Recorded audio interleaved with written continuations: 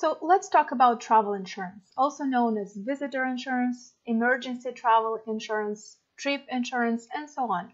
Do you really need it? The answer is it depends. In certain cases, insurance is not worth the cost.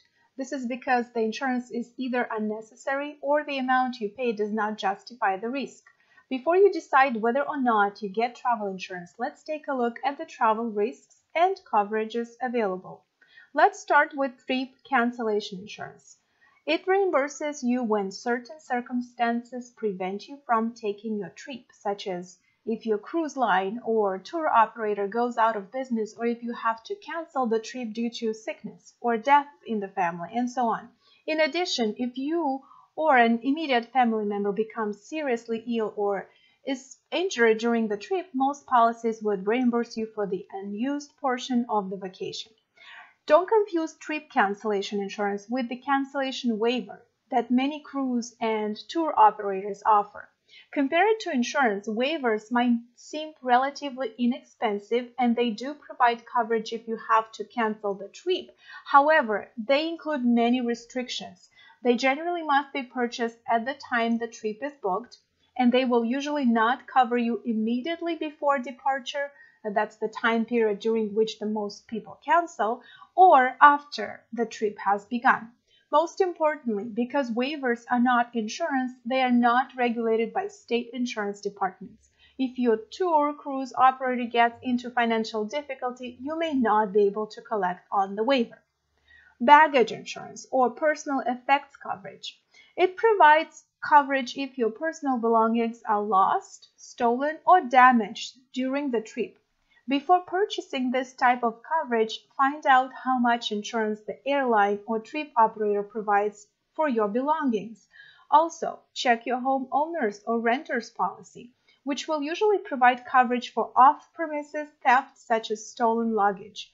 If you are traveling with expensive electronic equipment, jewelry, or sporting gear, it might be more cost-effective to purchase a floater or endorsement to your homeowner's or renter's policy that covers these items. This would provide full coverage against loss of the item anywhere in the world as well as at home.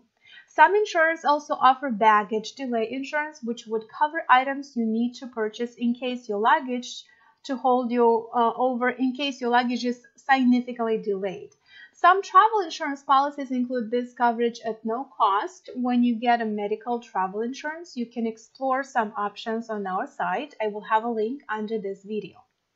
Emergency medical assistance covers expenses related to medical crisis, which can be very costly. Emergency medical assistance covers situations like being airlifted off a mountain after a skiing or hiking accident, a prolonged period stay in a foreign hospital, or needing to be flown home due to serious illness or injury. Before purchasing this type of coverage, check with your own health insurance carrier to find out what type of coverage you have when traveling at home or abroad and what the limitations are. Depending on where you are traveling, consider getting insurance enough to cover a flight home or to a country with first-rate medical care. Accidental death provides coverage in event you or a family member dies during a trip.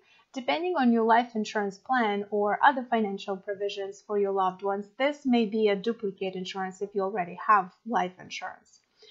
Are there other types of travel insurance should I consider? Well, it depends. There are many other types of travel insurance. You can even get coverage for lost travel loyalty plan points. Depending on your destination and circumstances, you may want to consider the available coverage for missed connection, travel delay, emergency evacuation, 24-hour travel assistance, collision damage coverage for rented cars, and so on.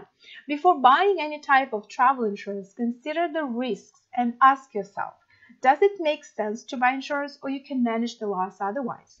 Choose your travel insurance based on what makes sense for your trip and your own finances. It is obvious no one really likes paying for insurance, it's extra, but when you need it, I'm sure you will be glad you bought it. You can get an idea of how much travel insurance costs by using the comparison calculator link in the description area of this video. Thank you for watching this video. Please like, share, and subscribe to us. Happy travel!